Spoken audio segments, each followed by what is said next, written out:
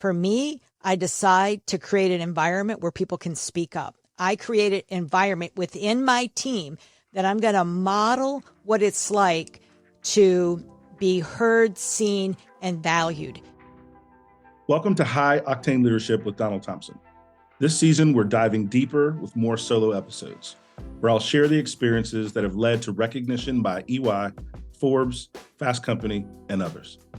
Not as a boast, but as milestones on my entrepreneurial path. From growing multi-million-dollar firms to successful business exits and building high-performance teams with a global perspective. I'll reveal the insights and strategies from my journey and share them with you so that we can win together. Alongside these solo episodes, we'll have industry visionaries and thought leaders, and we'll explore effective leadership. Ready to empower your leadership journey with real success stories? Let's embark on this transformational journey together. Welcome to another edition of High Octane Leadership. My name is Donald Thompson. I'm your host. And today I have the pleasure of spending some time with Dr. Debra Clary. And one of the things that's really exciting about this topic, the name of her book is The Curiosity Curve. And we'll get into that in a minute, but I'm highly curious. And so I'm really excited about this conversation. Debra is a leadership strategist and researcher who has spent over 4 decades at the helm of some of the most iconic brands, including Coca-Cola, Frito-Lay, and Jack Daniels. With a doctorate in leadership and organizational development, Dr. Clary has moved from leading billion-dollar brands to becoming a viral TEDx speaker and even performing an off-Broadway one-woman show. Her mission is centered on a powerful principle. Curiosity is not a soft skill. It's a strategic superpower for growth. Today, we're discussing how leaders can harness the power of wonder to thrive in an AI-driven economy in her upcoming book, The Curiosity Curve. Debra, welcome to the show. Thank you so much. It's a pleasure to be here. One of the things that is always interesting to me, and we'll get into the book in a minute, and I'm really encouraged to have you with us today. Talk to us a little bit about background, family, education, anything that would give our audience a sense of you as an individual, and then we're all talking as friends, and we'll dive into the subject matter. So I want to give you some space to kind of introduce yourself, something that maybe is not on LinkedIn. All right. Well, I was born and raised in Detroit. I was the first person in my family to go to college, first one to graduate. So that in itself is a lot of uniqueness when you find yourself years later in a boardroom of, wow, I started at the bottom. I actually started out of business school as a teamster driving a route truck for Frito-Lay. So when people say they started at the bottom, I pretty much was there. And so I spent almost a year driving a route truck in Frito-Lay. And at that time, Frito only hired people that were willing to learn the business from the ground up. Didn't matter what kind of degree you had, who you knew in the organization you had to start at the bottom. And that route truck became my classroom. You know, when I would have drinks on Friday night with my girlfriends who were working for Procter & Gamble and Colgate, and they looked so pretty and they had a company car, and I was a little banged up. I didn't smell so sweet, but I realized something pretty quickly is they weren't learning what I was learning. And so I really think that experience on a route truck propelled my trajectory. I think it's why I advanced so quickly, and I really credit to pretty much everything I learned was on that route truck that helped me in business. That is fantastic. Thank you so much for sharing that. And one of the things is I talk with leaders really across the globe in my practice and different work that I do, but I love the backstory. Because there's always that unique something that makes us special that we've had to work through, overcome. And in the case of driving the route truck, right? I mean, there's that gritty, right? It shows that it's been there from really, really early on. So thank you for sharing that. You're welcome. Really, really great. One of the things that, as we now fast forward into your career, and the brands that I mentioned are obviously some of the most iconic brands in the world that you've had experience growing and developing and being part of those corporate teams. Talk to me a little bit about the journey through those big brands that have led you, right, to these big questions. Yeah. So as I mentioned, I started as a route driver, but I actually spent 10 years at Frito-Lay in various sales and marketing and operating roles. And I would get to a position of feeling comfortable, and then I would ask for a new assignment. And I was zigzagging across the organization. I wasn't a rocket ship to the top in operations or in sales, but I really wanted to understand the entire system and how everything fit together within an organization. So I spent 10 years at Frito-Lay and then 10 years at Coca-Cola. And then I went to the hard stuff, Jack Daniels. That is awesome. Yeah, it was like, yeah, people always make the joke, oh, Coke and Jack. And it was a good combination, a good mixture. But it was when I was at Jack Daniels, it was like the first time in my career where I could take a breath and begin to observe what was going on around me. And I began to wonder what made a leader great or what made a culture great. I had been so fortunate to work for, these Fortune 40 companies and seeing great leadership and great culture. And then I just really was curious on, could I become a better leader? Could I be contributing to a better culture? And so that's when I decided to go back and get my doctorate in leader development in org design, just to go deep in understanding really for myself. And then when I got through with the program, I thought, wow, I can help others understand what it means to be a great leader.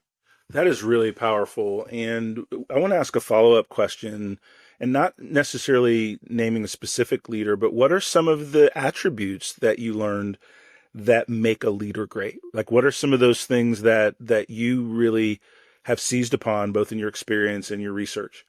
Yeah. So the best leaders I've had in my career are those that ask the best questions of me. They were genuinely wanting me to try to solve the problem on my own. They would ask a series of questions that led me to the conclusion of, wow, I think I have an idea that can actually go make this work. And so a leader that asked questions and then had the confidence that I could go out and make it happen.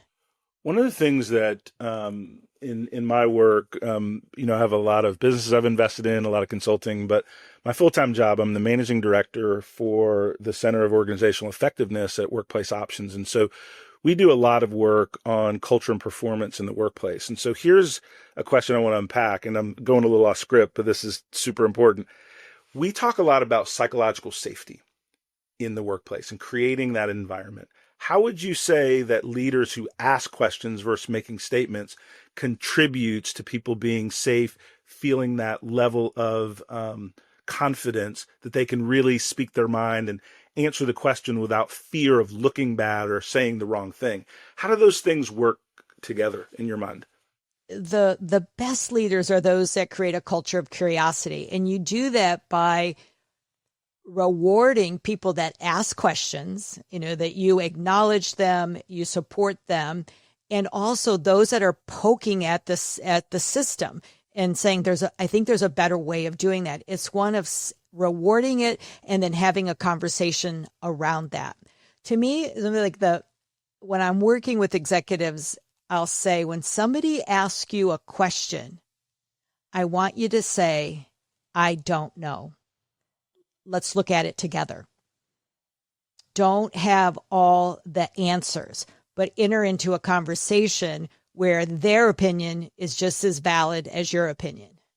All right, this is good stuff. All right, so let's unpack this right in a couple scenarios I've experienced, because I believe every single word you just said.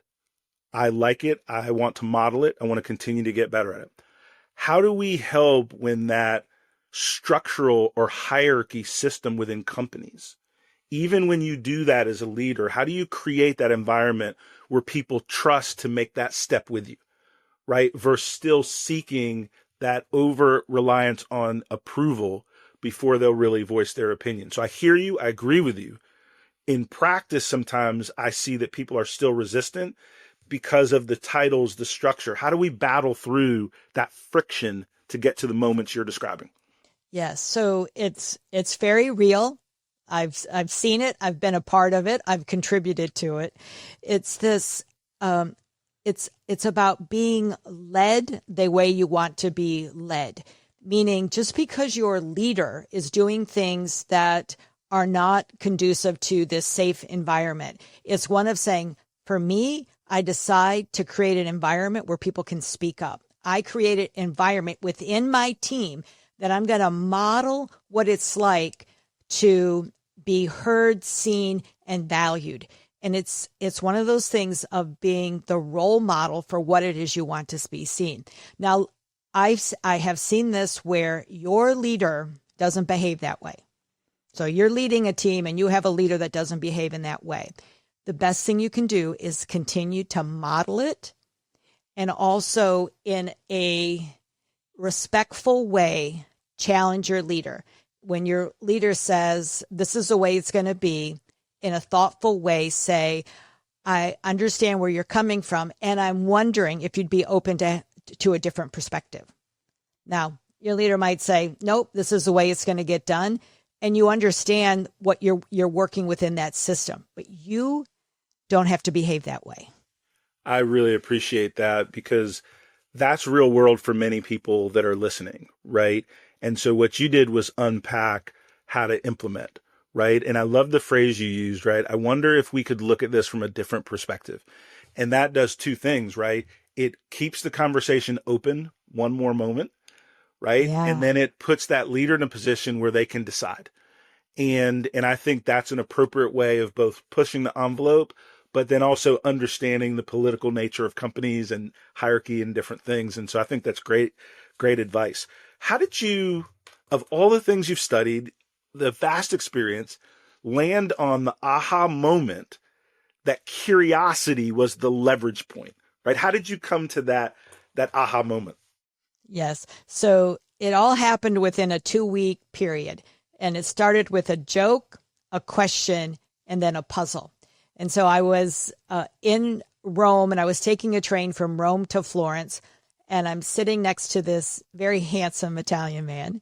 And he says to me, "Oh, are you American?" And I go, "Well, yes, I am." Yes, I am. And he says, "Oh, I have the best American joke. What do you get when you ask an American a question?" An answer. And he starts laughing. People on the train are turning to look at us. And, I was the gracious American, and I smiled and I nodded my head, and I didn't get the joke. But as I spent more time in Florence, I began to watch Europeans in conversation. And I'm like, wow, they have different conversations than Americans do. I just began to observe it and wonder about it. I came back to work. I'm sitting next to my CEO in the boardroom, and somebody was presenting, and he quietly asked me, "Hey, do you think curiosity can be learned, or is it innate?" I said, "I don't know. That's kind of interesting." And at the end of that week, Gallup released their engagement report. And in the history of measuring engagement, they had never seen it so low. And those 3 things, I started to wonder, could curiosity be the missing link in organizations? That's how I started this journey. That is fantastic. I think, let me ask a question on top of that answer. When you were talking with your CEO, can curiosity be learned, or is it innate or part of someone's DNA or natural? What was the answer to that question? So I went out and I did a little bit of research and discovered that curiosity can be learned. And that's what I said, but there's not enough data that I'm satisfied with. I need more research. And because I came back to him and I said, "Oh, Bruce, it's definitely can be learned." And he's like, "Oh, that's really interesting." And I said, there's got to be more. And that's why I commissioned a group of researchers to go out and study curiosity. Specifically, I asked them to look at, is there a relatedness between leadership, curiosity, and performance? And of course, they tried to talk me out of it. We need to look at all of this different stuff. And I said, I don't want to invest more into this unless I can answer that first question. Is there a connection? And disgruntled, they went off. And then three months later, they came back and said, "How'd you know? How'd you know?" And I said, 3 decades navigating complex systems is how I knew, is, being able to have that experience and this awareness that there is a gap. And I came down to, it's a curiosity gap. It's a curiosity crisis. So when you have the curiosity gap, and it makes me think of frameworks and assessments and different things.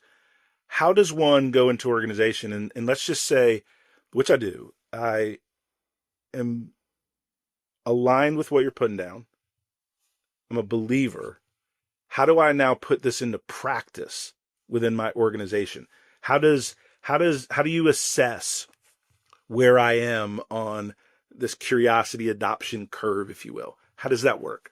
Yes. So when I work with executive teams, they're coming into it with skepticism, like curiosity, right? I have to remind them that this is the data and that there's a direct correlation between a leader's level of curiosity and performance. And we are measured on performance. We're not measured on curiosity, right? So each quarter, our board is reviewing what are your results. And so when they begin to get interested in, this isn't just a nice to have, this isn't just a luxury, it's going to drive performance.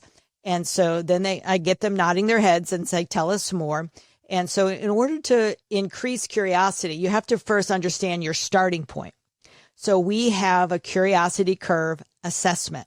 Okay. That we can measure individuals, teams, and organizational levels of curiosity. And you know this so well, like engagement is a local phenomenon. Curiosity is a local phenomenon. So goes your leader, so goes the team. Yep. And so what I do now is I work with organizations that really want to create a different type of culture, a performance culture, but it's centered on curiosity.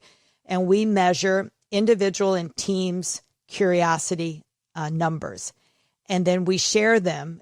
Like any diagnostic tool, knowing self and knowing others is the power in moving things forward in relationships or in business results. And then it's this awakening of how they approach problems, how they approach innovation. They recognize they're wired differently than the person next to them. Just like any tool, we are all wired differently. But when I better understand you, and I understand myself, change can occur. I think that is awesome. The thing I would add to that, back to your earlier points on questions we ask as leaders. How do we know what to teach people if we don't know how they think? And so if we're just making statements, right, we're not really learning about, we're now talking to and targeting implementers, but we're saying we want to build leaders. But if you're going to build leaders, you have to know and understand them as people, as performers, as producers, right? And what are those things that create and produce the results? And so one of the things that is really big in our nomenclature, everyone's talking about it, it's the elephant in the room. How does AI fit into this, right? AI is going to replace everything. No one's going to have a job anymore. All the scare tactics, right? And some of that is very true. Right? There are some things at the lower levels of businesses, the routine things that are going to be automated. And I believe, and I'll get to my question in a minute, that that's actually going to put more pressure on leaders to lead their high octane performers. Because what's going to happen is you're going to have more routine work that's automated, AI driven, all the things, but the people are going to be your highest producers that can work anywhere. Right? So how do you think about AI and how it lands with leadership, with curiosity, the things that you're describing? At the root of AI is the ability to ask questions, and the ability to ask questions stems in curiosity. So there's a direct correlation between AI and curiosity, because it does nothing until you ask a question. Now, it may in the future with automations and things like that.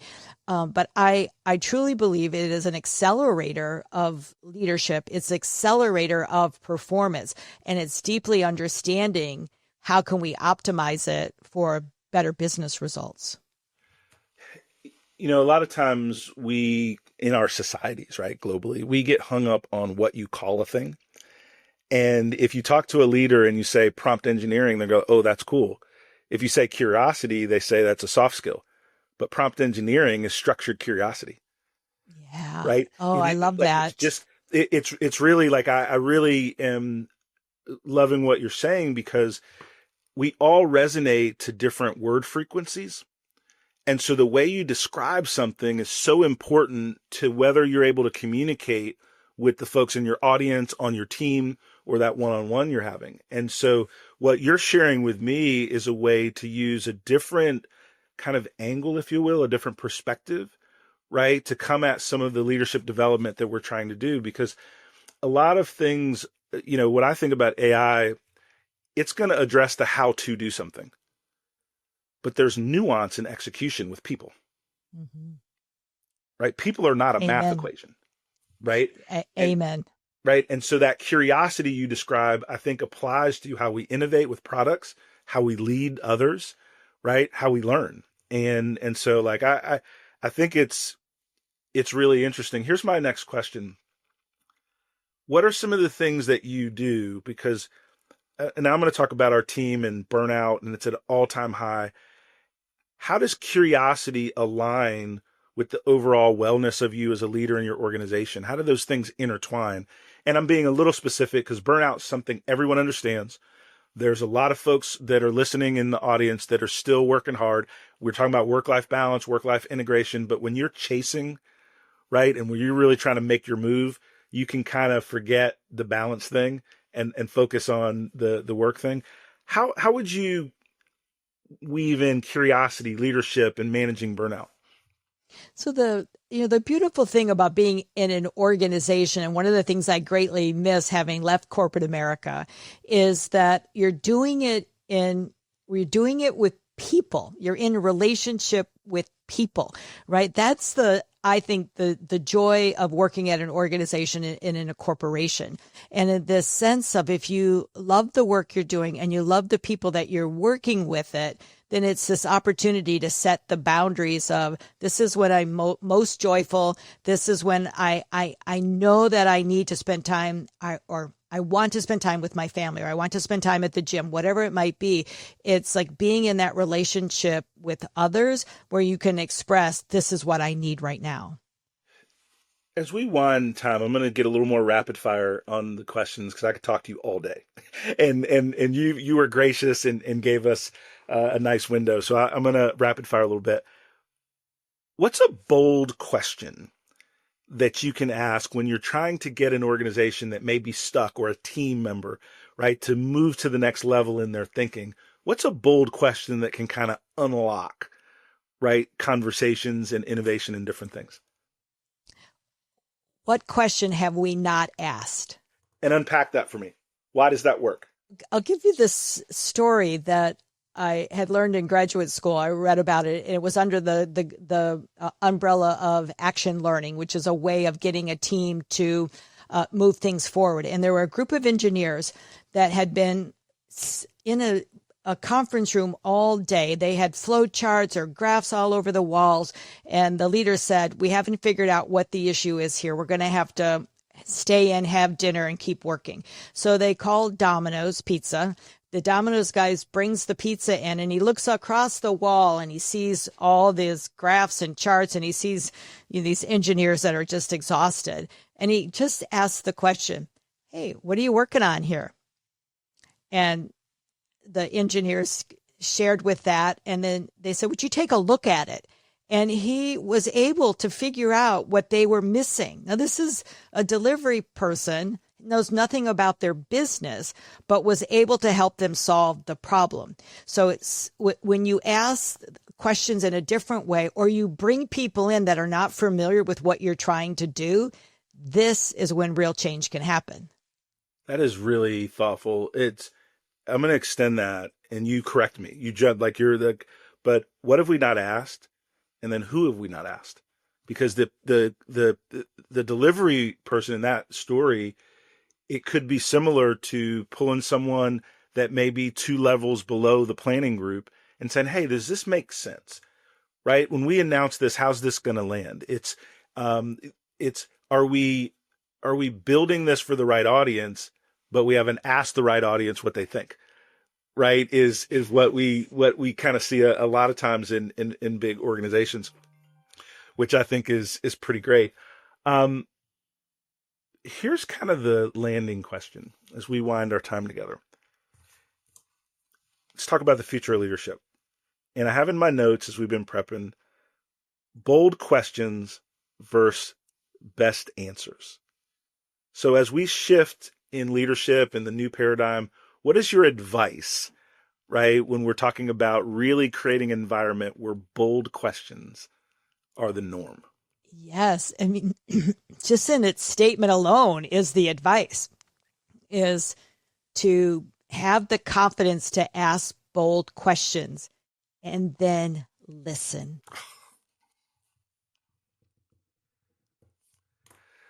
So, Dr. Clary, I've enjoyed chatting with you. I'm going to get the book. I have read a little bit online, but I'm really excited about digging into it. And that curiosity component, it feels, let me share this with you.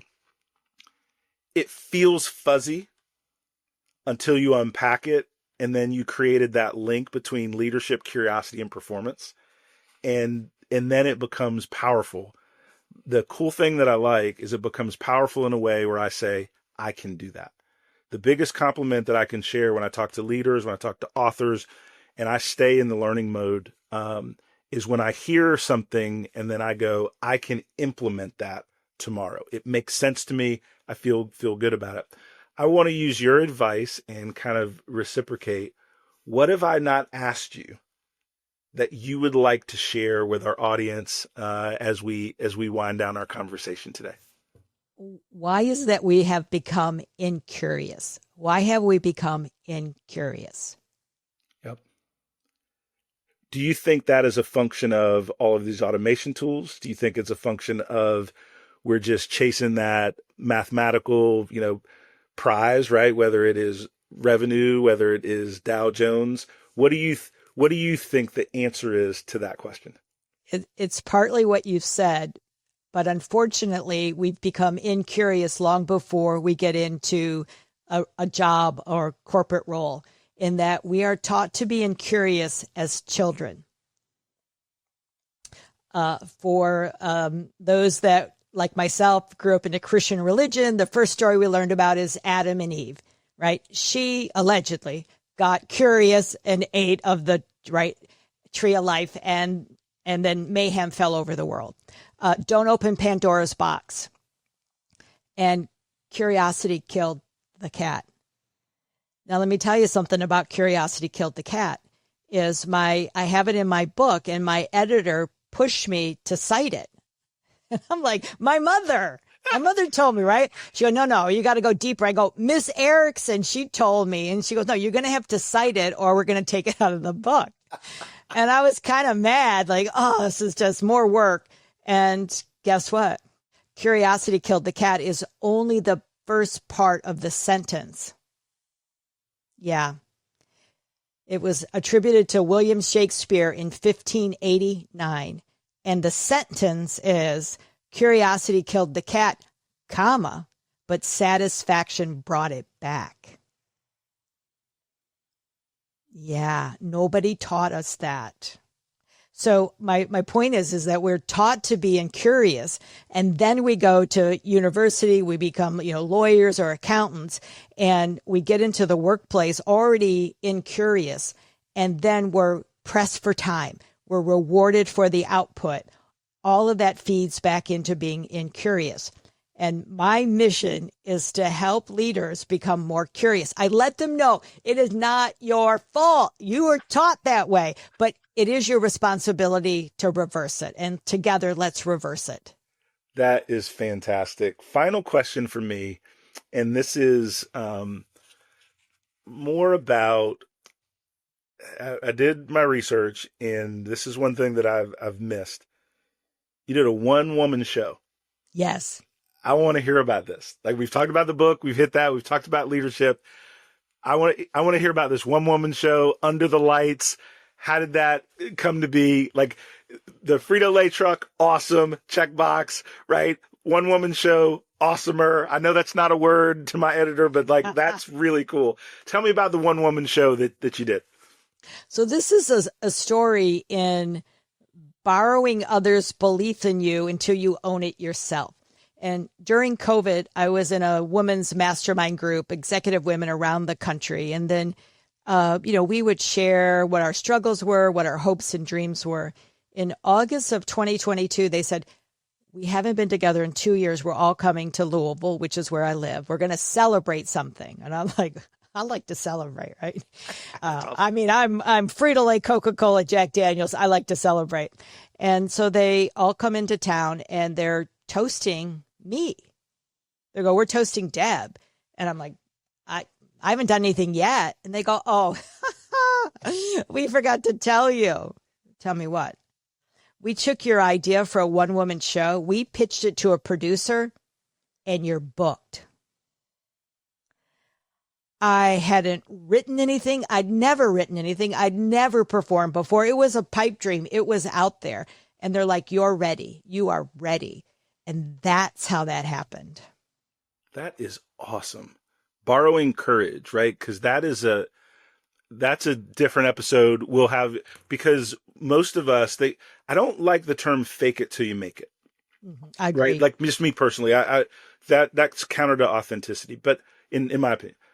But borrowing courage, believing what others believe about you that have your best intentions at heart, right? Believing the goodness that other people believe in you, and then just going out there and testing those waters.